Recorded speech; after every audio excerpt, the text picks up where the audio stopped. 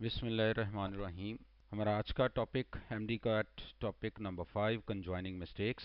कंजॉइनिंग mistakes में हम combinations पढ़ेंगे। कॉम्बिनेशंस हम दो लेवल पे कॉम्बिनेशंस पढ़ेंगे, एक वर्ड लेवल पे combination at word level and combination at sentence level. Then combination of sentence level पे फिर हम फर्दर इसको सब डिवाइड करेंगे कंडीशनल सेंटेंसेस में। सेंटेंस में हम कंडीशनल सेंटेंसेस को पढ़ेंगे और सीक्वेंस ऑफ टेंसेस को हम यहाँ पे स्टडी करेंगे।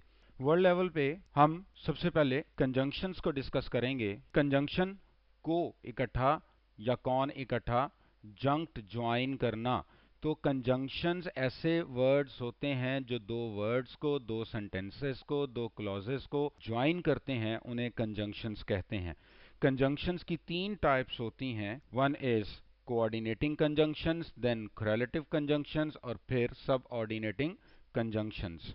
Subordinating conjunction, these are the three types of conjunctions. Coordinating conjunctions जो हैं वो टोटल 7 हैं। There are 7 to coordinating conjunctions in English और उसको हम याद कर सकते हैं एक इस वर्ड से, दैट इज फैन बॉयज। ये 7 लेटर्स का एक्रोनिम है और हर लेटर एक वर्ड जो बनाएगा जो कि एक कोऑर्डिनेटिंग कंजंक्शंस होगी। इस तरह से टोटल 7 कोऑर्डिनेटिंग कंजंक्शंस हैं। और वो कौन कौन से वर्ड्स हैं? सबसे पहले फॉर को हम रीजन के लिए यूज करते हैं, एंड को हम एडिशन के लिए, एन से बना नॉर को चॉइस के लिए, ओ से बना और को भी चॉइस के लिए, बी से बट वो कंट्रास्ट के लिए, येट भी कंट्रास्ट के लिए वाई से, और सो जो है वो यूज करते हैं हम रिजल्ट के लिए। These are total 7 coordinating conjunctions. correlative conjunctions, correlative conjunction हमेशा पेयर में आती हैं। ये पेयर में आएंगी, ये पेयर में हमेशा लिखी जाती हैं। जैसे not only but also, either or, both and, whether or, rather than, neither nor, just as, so. ये सारी पेयर में आने वाली कंजंक्शंस हैं, इसलिए इनको correlative conjunctions कहते हैं। देन उसके बाद जो in other than these two, coordinating and correlative, बाकी सारी जितनी भी होंगी वो सबऑर्डिनेटिंग कंजंक्शंस हैं। That is if, because, therefore, when, as if, as though, although, even though and many मोर।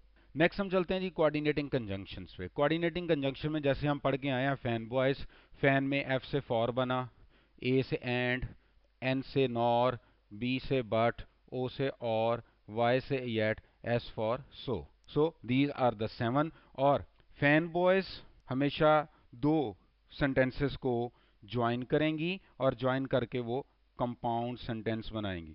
अगर वो दो कंप्लीट थॉट वाले सेंटेंसेस को या क्लॉजेस को ज्वाइन करते हैं, आई मीन इंडिपेंडेंट क्लॉजेस को ज्वाइन करते हैं, तो हम फैन बॉय से पहले कॉमा प्लेस कर देते हैं। और अगर हम लाइक दिस के for Moin was finally going to buy a new car, for ये हमारे पास कंजंक्शन आ गई, he had won the lottery, ये इसकी रीजन आ गई और इससे पहले एक कॉमा है क्योंकि दो एक कंप्लीट थॉट वाले सेंटेंसेस हैं। Asam sings and dance superbly, अब एंड ने ज्वाइन किया दो फ्रेजेस को। अब चूंकि ये कंप्लीट थॉट वाले सेंटेंसेस नहीं है इसलिए अब एंड से पहले कॉमा नहीं आएगा। I didn't run nor did I walk to find, अब यहाँ पे देखें नॉर लिखा हुआ है। Then Ahmed intended to go to the ball game but, और बट हिज वाइफ, आगे एक और सेंटेंस है, पीछे एक कंप्लीट सेंटेंस है, इसलिए बट से पहले कॉमा भी होगा। डू यू प्रिफर ब्लॉन्ड्स और ब्रनेट्स, अब यहाँ पे और है लेकिन इससे पहले कॉमा नहीं होगा क्योंकि इसने दो वर्ड्स को ज्वाइन किए है। Imran wanted to stay home yet he couldn't, और इसमें येट आ गया, ये हमारे पास है, और इसमें सो आ गया। तो इस तरह से फॉर्मूला इसका ये है कि जब भी दो कंप्लीट थॉट वाले सेंटेंसेस, इंडिपेंडेंट क्लॉज या कंप्लीट थॉट वाले सेंटेंसेस को अगर फैन बॉय से ज्वाइन किया जाए तो उससे पहले कॉमा जरूर लगाया जाता है। लेकिन अगर दो सिंपली दो एलिमेंट्स को कनेक्ट कर रहे हैं, सेम क्लॉज के दो एलिमेंट्स को कनेक्ट कर रहा है, जैसे कि ये एंड वाली एग्जांपल में है, जैसे कि ये और वाली एग्जांपल में है, इसमें एक ही क्लॉज के दो एलिमेंट्स को ज्वाइन किया जा रहा है, तो उस वक्त हम यहाँ पर कॉमा प्लेस नहीं करेंगे। नेक्स्ट एक एमसीक्यूज देखते हैं। एवरीवन कंप्लेन्स अबाउट पॉलिटिक्स और no one does anything about it, alpha में कंप्लेन्स अबाउट है, बीटा में और है, चार्ली में डज है और डेल्टा में एनीथिंग है। अगर हम यहाँ पे देखें तो हमारे पास एक सेंटेंस है एवरीवन कंप्लेन्स अबाउट पॉलिटिक्स, एक थॉट वाला सेंटेंस ये है, और दूसरा है नो वन, ये सेकंड क्लॉज हमारे पास ये है, और इन दोनों को ज्वाइन कर रहा है और, अगर अपने फॉर्मूला के अकॉर्डिंग देखें तो एक इंडिपेंडेंट क्लॉज ये है, एक इंडिपेंडेंट यानी कंप्लीट सेंटेंस जो है वो ये है, और फैन बॉयज से इसको ज्वाइन किया जा रहा है। तो फिर इस कंडीशन में इससे पहले कॉमा होना चाहिए था, और कॉमा यहाँ पे नहीं है, इसलिए हमारा आंसर जो है वो बी बनेगा। तो इस तरह से हम कोऑर्डिनेटिंग कंजंक्शंस के फॉर्मूले से दो क्लॉजेस को, दो सेंटेंसेस को, दो वर्ड्स को ज्वाइन कर सकते हैं, और उसमें हम पंक्चुएशन की मिस्टेक को फाइंड कर सकते हैं। नेक्स्ट हमारे पास है कोरेलेटिव कंजंक्शंस। कोरेलेटिव कंजंक्शंस हमेशा पेयर में आती हैं, और कोरेलेटिव कंजंक्शंस का पेयर कौन कौन से हैं वो हम यहाँ पे देखते हैं। सबसे पहले नंबर 1 पे देखें, बोथ। बोथ के साथ जो पेयर बनता है वो एंड का बनता है, जबकि जो मिस्टेक आएगी वो और की होगी, यानी कि बोथ के बाद एंड आना चाहिए, लेकिन एंड की जगह पे और लिखा होगा। For example, both you and he must finish his work. तो यहाँ पे अगर हम देखें, यहाँ पे अगर और लिखा होता तो ये गलत होता। जैसे कि एमसीक्यू में हम देखते हैं, for this job you will need a good knowledge of both Italian और स्पेनिश। अगर हम यहाँ पे देखें तो हमारे पास वर्ड बोथ है, बोथ के साथ हमने इसका पेयर देखना है, तो पेयर हमारे पास देखें तो डी में और लिखा हुआ है, जो कि गलत है, यहाँ पे एंड होना चाहिए था, इसलिए ये हमारा आंसर डी ऑप्शन हमारा आंसर है। नंबर 2 पे हम चलते हैं। नंबर 2 में हमारे पास आता है ईदर। ईदर के बाद और आएगा, और आएगा, लेकिन जो मिस्टेक की वो नॉर की हो सकती है या एंड की हो सकती है। अब ये देखें, ईदर ही और, ईदर के बाद और आ रहा है, तो ये दोनों दोनों आपस में मैच कर रहे हैं। और अगर हम एमसीक्यू देखें तो it's either Spanish and Portuguese that she speaks, but I have forgotten which one. अगर हम यहाँ पे देखें तो हमारे पास ईदर आ रहे हैं, ईदर के बाद इसका पेयर देखें तो एंड है, जो कि रॉन्ग है, इसलिए हमारा आंसर बीटा होगा, यहाँ पे और लिखा जाना चाहिए था। नेक्स्ट हमारे पास आता है नीदर। नीदर के बाद नॉर आएगा, और जो है ये इसकी मिस्टेक हो सकती है। अगर एग्जांपल में देखें, नीदर के बाद नॉर लिखा हुआ है, तो ये बिल्कुल करेक्ट है। और अगर हम इसका एमसीक्यू चेक करें, marriage is neither heaven or hell, comma it is simply purgatory, तो यहाँ पे सी ऑप्शन जो है वो रॉन्ग है, क्योंकि नीदर के बाद नॉर आएगा। नेक्स्ट हम चलते हैं जी हमारे पास नंबर 4 पे। नंबर 4 पे अदर के बाद देन यूज होता है, जबकि वहां पे बट या देन कुछ भी यूज किया जा सकता है, जो कि रॉन्ग है। तो अदर के बाद देन आना चाहिए। जैसे कि हम एग्जांपल में देखते हैं, he has no other object than, तो अदर के बाद देन आ रहा है। और अगर एमसीक्यू में देखें, he has no other claim but, तो अगर आप ये देखिए तो हमारे पास बी ऑप्शन में नो अदर है, तो सी ऑप्शन जो है वो हमारा आंसर बनेगा, जो कि बट रॉन्ग करता है इस सेंटेंस को। नेक्स्ट हम चलते हैं नंबर 5 पे। 5 में नो सूनर। नो सूनर के बाद देन आएगा, जबकि देन की जगह पे देन भी लिखा आ सकता है और वेन भी लिखा आ सकता है, जो कि हमारी मिस्टेक होगी। No sooner did than the train started, तो अब नो सूनर के बाद देन आ रहा है, देन आ रहा है। अगर एग्जाम इसका एमसीक्यू देखते हैं, no sooner did he reach there when, अब जब भी नो सूनर आए तो उसके बाद आना चाहिए देन, और जबकि यहाँ पे लिखा हुआ व्हेन, तो जो कि गलत है, तो हमारा आंसर डी हो गया। फिर हमारे पास आता है रादर। रादर के बाद देन आता है, तो लेकिन देन की बजाय वो फ्रॉम और बट भी लिखा आ सकता है। For example, I would rather buy a scooter than, तो रादर के बाद देन आ रहा है। अगर एमसीक्यू में देखें, there is no important theory based reasons why these countries rather from, rather के साथ फ्रॉम यूज किया जा रहा है, जो कि गलत है, तो आंसर डी ऑप्शन बन गई। नेक्स्ट हम देखते हैं जी, हमारे पास आता है लेस्ट। लेस्ट के बाद शुड आना चाहिए, जबकि जो मिस्टेक होगी वो शुड के साथ नॉट का भी यूज किया जाता है, क्योंकि नॉट का मीनिंग लेस्ट में मौजूद है, तो इसलिए लेस्ट के बाद नॉट यूज नहीं करते। तो वर्क हार्ड लेस्ट ऐसा ना हो के लेस्ट, तो शुड और फिर फेल, तो शुड प्लस फर्स्ट फॉर्म, यहाँ पे नॉट नहीं आना चाहिए। अगर एमसीक्यू में देखते हैं तो जब हम सबसे पहला वर्ड पढ़ते हैं वो है लेस्ट, एनीवन शुड नॉट, तो इसने ही हमें बता दिया कि हमारा क्वेश्चन यहाँ पे रॉन्ग था, तो ए में आना चाहिए कि नॉट नहीं लगेगा, lest anyone should doubt my story. Next हमारे पास अगला पेयर आता है जी एल्स का और वुड का। अगर लेस्ट की जगह पे, लेस्ट और शुड, अगर शुड की जगह पे वुड आ जाए, तो फिर हम जो लेस्ट की जगह पे हमें एल्स लिखना पड़ेगा। और फिर क्या होता है कि मिस्टेक क्या होती है कि वुड के साथ लेस लगा दिया जाता है, जो कि रॉन्ग होगा। तो इसी तरह से अगर एग्जांपल को देखें तो leave on time else you would, अब वुड की वजह से हम यहाँ पे एल्स लिखेंगे। एमसीक्यू में देखें, you would always be kind to your friends let lest you turn them into enemies. अब अगर हम ये देखें तो यहाँ पे हमारे पास वुड है, शुड होता तो लेस ठीक था, लेकिन यहाँ पे वुड है, वुड है तो इसकी वजह से लेस नहीं आएगा, वहां पे एल्स आना चाहिए, तो बी ऑप्शन हमारा करेक्ट आंसर है। नेक्स्ट हमारे पास है नंबर 9 पे है नॉट और नेवर, इसके बाद नॉर आएगा लेकिन समटाइम और लिखा हुआ नजर आएगा तो वो गलत होगा। For example I have never, never है तो नेवर के लिहाज से फिर हमें यहाँ पे नॉर देखना पड़ेगा, spoken to him nor written to him. MCQ में देखें, he left and I never saw him again और डिड आई रिग्रेट इट। अब नेवर है, नेवर आ चुका हुआ है, तो देखते हैं कि इसका पेयर जो बनाना है वो नॉर ने बनाना है, लेकिन यहाँ पे सी लिखा हुआ है जो कि और है, तो इसलिए हमारा आंसर सी ऑप्शन होगा। नंबर 10 पे देखें, सच के बाद दैट आता है, जबकि मिस्टेक होगी कि वहां पे विच और हु लिखा होगा। For example such, there was such, such आ रहा है तो हमें आगे देखना है कि दैट है, दैट लगा होना चाहिए, जो कि लगा हुआ है, बिल्कुल ठीक है। अगर हम ऑप्शंस में देखते हैं एमसीक्यू की, द बॉय आज सच अ फुलिश, अल्फा में लिखा हुआ है जी सच। आगे हम देखेंगे तो सच के बाद अगर हमें देखना पड़ेगा कि हु विच और दैट में से कौन सा, तो यहाँ पे विच लिखा है जो कि गलत है, यहाँ पे होना चाहिए था दैट, सच की वजह से, तो हमारा आंसर बी ऑप्शन हो गया। नेक्स्ट हम चलते हैं 11 पे, बिकॉज, बिकॉज के बाद हमेशा सेकंड क्लॉज जो है वो कॉमा से स्टार्ट होता है, लेकिन सम टाइम क्या होता है कि कॉमा से पहले कॉमा और सो दोनों लिखे जा सकते हैं, तो हमें उस सूरत में सो को यहाँ से रिमूव करना है, क्योंकि बिकॉज के बाद सो नहीं आएगा, जस्ट कॉमा आएगा। फॉर एग्जांपल अगर आप यहाँ पे देखें, because he came late comma so he fail to see her, तो यहाँ पे आप ये देखें ये गलत लिखा हुआ है, ये नहीं आना चाहिए था, तो यहाँ पे सिर्फ कॉमा आना चाहिए था। Because there was a long queue in the duty free shop, so and comma, ये आप फिर नोट कर सकते हैं, बिकॉज आ चुका हुआ है तो सेकंड क्लॉज जो है वो सिर्फ कॉमा से आएगा, तो यहाँ पे सो भी था जो कि गलत हो गया। नेक्स्ट देखते हैं नंबर 12, नंबर 12 में अनटिल, अनटिल जो है वो अपने बाद नॉट नहीं लेता, जबकि मिस्टेक क्या होगी कि वहां पे नॉट लिखा हुआ होगा जो कि गलत होगा। Until he solves his problem, आप ये देखें अनटिल आ चुका है तो कहीं पे नॉट नहीं होना चाहिए, जबकि यहाँ पे कोई नॉट नहीं लिखा हुआ।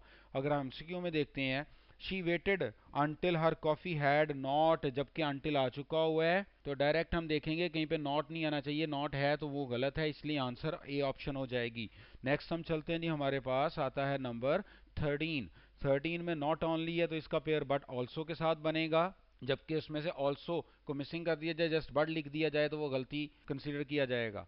नॉट ओनली, नॉट ओनली के बाद अगर हम देखें तो बट ऑल्सो लिखा हुआ है, तो ये हमारे पास इसकी एग्जांपल आ गई। अगर एमसीक्यू देखते हैं तो in this project, if this project fails it will affect not only, not only आ चुका हुआ है तो हमें अब सबसे पहले चेक ये करना है कि क्या दूसरे पार्ट में बट के साथ ऑल्सो है या नहीं, तो हमने सी ऑप्शन में देखा कि हमारे पास ऑल्सो नहीं लिखा हुआ, तो वो सी ऑप्शन आंसर है। नेक्स्ट नंबर 14 पे चलते हैं, तो वेदर, वेदर के बाद और आता है, जबकि और की जगह पे एंड लिखा होगा जो कि गलत है। For example tell me whether, whether आ रहा है तो आगे चल के देखें और लिखा हुआ है, एंड तो और लिखा है, तो ये बिल्कुल ठीक है, तो ये एग्जांपल थी इसकी। अगर एमसीक्यू देखें, I ask him weather he had done it all himself and someone had helped him, तो अगर हम यहाँ पे वेदर को देखें इस एमसीक्यू में, तो आगे अगर चलें तो आगे एंड की बजाय और आना चाहिए, जबकि सी में एंड है तो इसलिए ये गलत है, तो हमारा आंसर सी ऑप्शन होगा, क्योंकि वेदर के बाद एंड नहीं लगता, वेदर के बाद और लगेगा। नंबर 15 में अगर हम देखें तो सो एज, सो एज जो है ये नेगेटिव सेंटेंसेस में यूज होता है, नेगेटिव सेंटेंस में यूज होता है, जबकि सेंटेंस नेगेटिव होगा और उसमें एज यूज किया जाएगा, तो आना सो एज है वो नेगेटिव में होगा और पॉजिटिव में एज यूज होता है। जैसे for example motion does not, negative है तो यहाँ पे सो एज लिखा हुआ है जो कि बिल्कुल करेक्ट है, तो नेगेटिव सेंटेंस हो तो सो एज और करेक्ट जो होता है, और अगर सो को एज से रिप्लेस कर दिया जाए तो फिर वो पॉजिटिव सेंटेंस के लिए यूज होने वाला जो फॉर्मूला बन जाता है। The cycling was good but not as hard as, not आ चुका हुआ है और आगे एज है, तो हमें वो देखना पड़ेगा कि नॉट नेगेटिव सेंटेंस में एज गलत है, तो ये बी ऑप्शन हमारा आंसर बनेगा। नेक्स्ट हम देखते हैं जी, अगला फार्मूला इसी का ही सेकंड पार्ट है, दैट इज एज और एज आएगा, जबकि सो आना चाहिए, ये जो है ये गलती होगी सो, और ये पॉजिटिव सेंटेंसेस में है, पॉजिटिव सेंटेंसेस में एज के बाद एज आता है, जबकि मिस्टेक क्या होगी कि एज की जगह पे सो लगाया जाएगा। जैसे ये देखें यहाँ पे she is as beautiful as, as के बाद एज आ रहा है तो ये पॉजिटिव सेंटेंस है, तो इसलिए एज आना चाहिए। जबकि अगर हम एमसीक्यू देखते हैं कि the weather this summer is so bad as, अगर हम देखें क्या कोई नेगेटिव एलिमेंट है तो नहीं, ये पॉजिटिव सेंटेंस है, तो फिर ए ऑप्शन में वो सो नहीं आना चाहिए था, एज आना चाहिए था।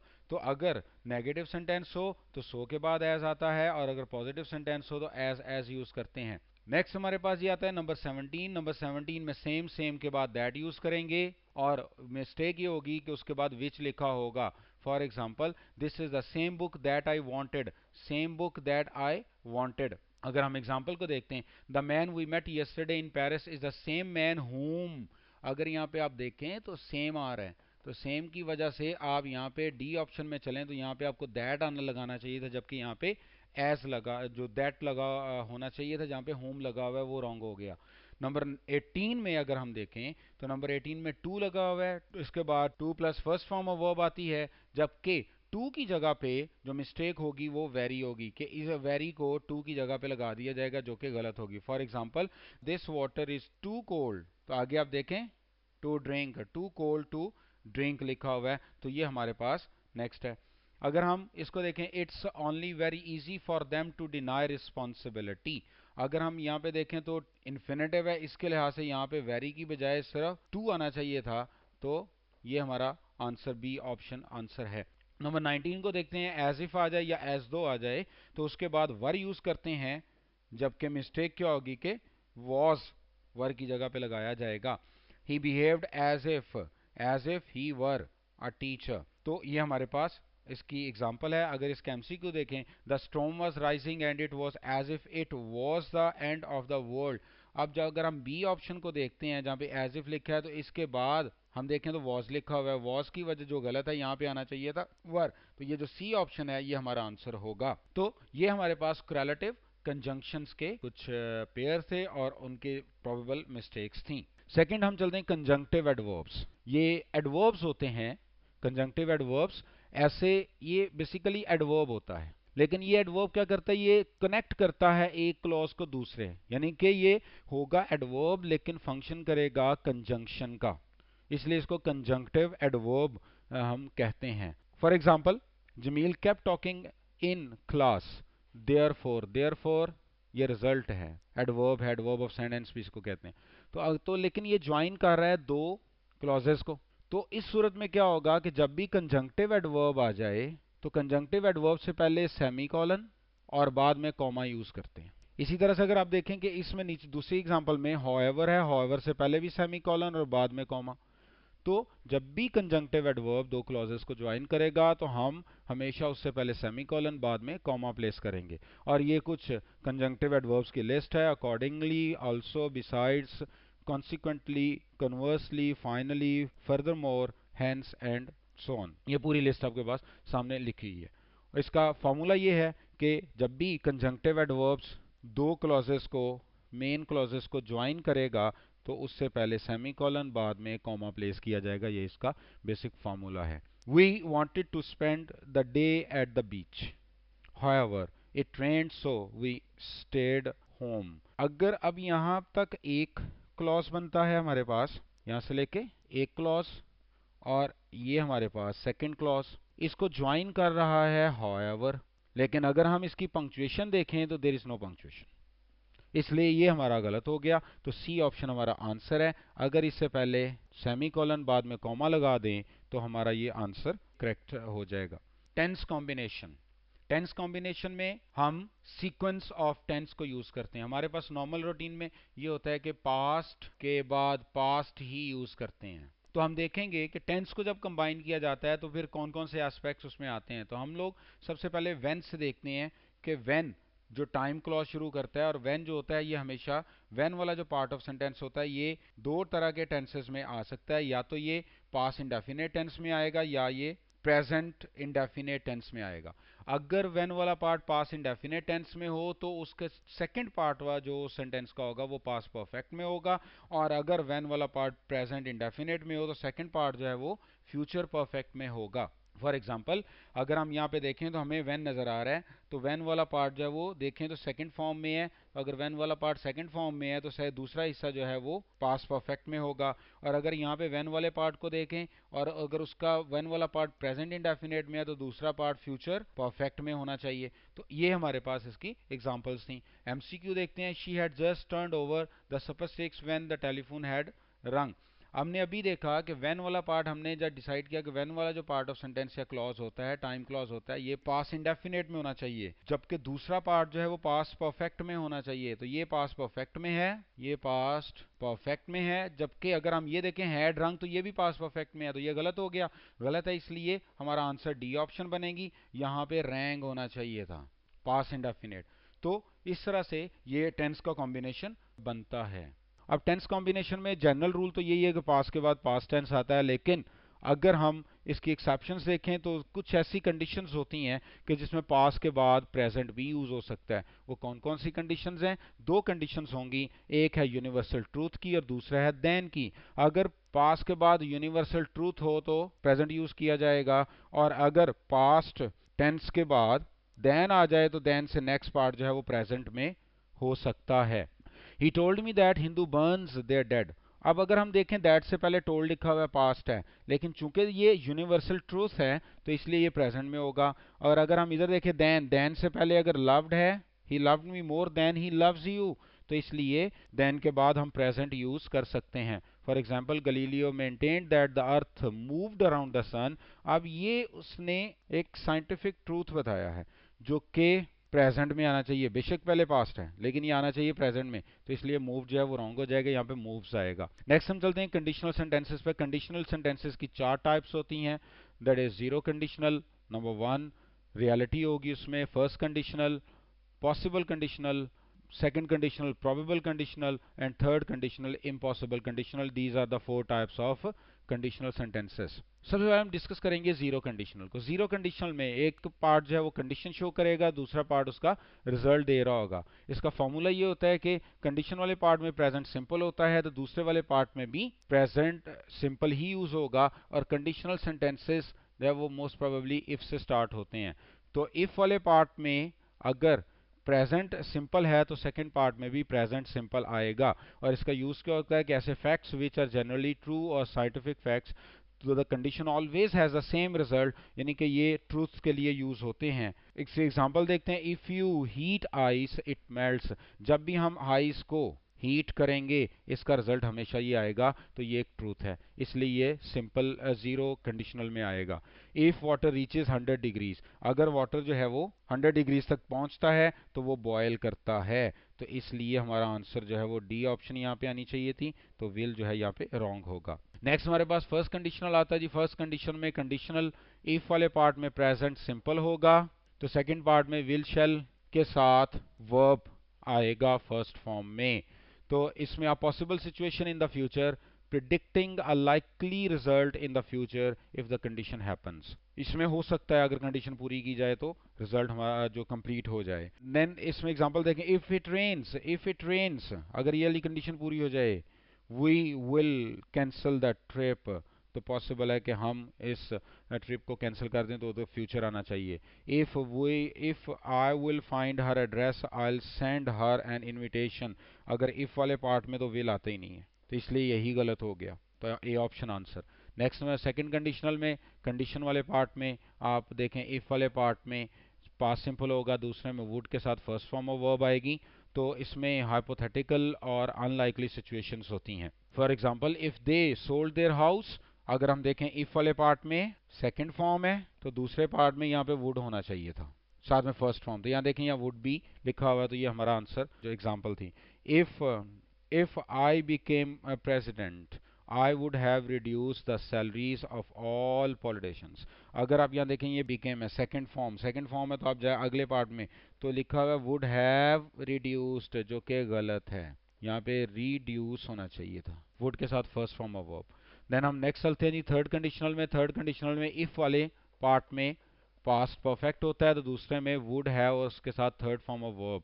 और ये imagining a different past imaginary situation होती है जिसमें एक्शन कंप्लीट नहीं हो सकता, क्योंकि ये किसी भी एक्शन की हैपनिंग के बाद ये वाला कंडीशनल अप्लाई किया जाता है। If I hadn't been sick I would have gone to your party. इसमें हम देखते हैं MCQ, if you had not lied to me before had के साथ थर्ड फॉर्म, ये थर्ड कंडीशनल हो गया इफ वाले पार्ट में। तो दूसरी साइड में वुड के साथ हैव और थर्ड फॉर्म, जो कि गलत हो गया।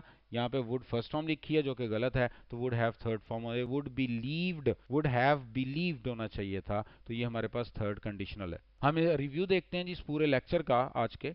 सबसे पहले हमने कंजॉइनिंग मिस्टेक में हमने देखा कि कंजॉइनिंग में कंजंक्शंस को पढ़ते हैं, और कंजॉइनिंग मिस्टेक को दो लेवल पे हमने डिवाइड किया था, एक वर्ड लेवल पे और वर्ड लेवल पे हमने कंजंक्शंस पढ़ी। कंजंक्शंस में कोऑर्डिनेटिंग कंजंक्शन जिसमें हमने फैन बॉयज को पढ़ा, और फैन बॉय से पहले कॉमा उस सूरत में आता है जब ये दो कंप्लीट थॉट्स को ज्वाइन करता है। फिर कोरिलेटिव ऐसी कंजंक्शन जो पेयर में आती हैं, सबऑर्डिनेटिंग कंजंक्शंस। फिर हमने सेंटेंस लेवल पे कंजॉइनिंग मिस्टेक्स को देखा। उसमें सबसे पहले हमने टेंस कॉम्बिनेशन को देखा कि पास के बाद पास्ट यूज करते हैं कि व्हेन वाले पार्ट में अगर सेकंड फॉर्म हो तो दूसरे में पास्ट परफेक्ट होगा, और व्हेन वाले पार्ट में फर्स्ट फॉर्म हो तो दूसरे में फ्यूचर परफेक्ट होगा। और सेकंड पे पास्ट के बाद प्रेजेंट यूज होता है अंडर सर्टेन कंडीशंस, जिसमें कि प्रेजेंट के पास के बाद अगर कोई यूनिवर्सल ट्रूथ आ रहा है तो प्रेजेंट होगा, और पास के बाद अगर देन लगा हो तो देन वाले पार्ट में हम प्रेजेंट यूज कर सकते हैं। और सेकंड हमने सेंटेंस लेवल पे जो कॉम्बिनेशन पढ़ा वो था कंडीशनल सेंटेंसेस का। जीरो कंडीशनल जिसमें इफ वाले पार्ट में फर्स्ट फॉर्म तो दूसरे में भी फर्स्ट फॉर्म। फिर हमने सेकंड पढ़ा जी फर्स्ट कंडीशनल, इसमें इफ वाले पार्ट में फर्स्ट फॉर्म तो दूसरे में विल शैल फर्स्ट फॉर्म। और देन फिर सेकंड कंडीशनल में इफ वाले पार्ट में सेकंड फॉर्म तो दूसरे में वुड के साथ फर्स्ट फॉर्म। और देन थर्ड कंडीशनल में इफ वाले पार्ट में हैड थर्ड फॉर्म तो दूसरे में would have third form use करते हैं। तो ये हमारे पास कंजॉइनिंग मिस्टेक की टोटल एलिमेंट्स थे। फर्दर प्रैक्टिस के लिए आप step MD CAT practice book को यूज कर सकते हैं। Thank you very much.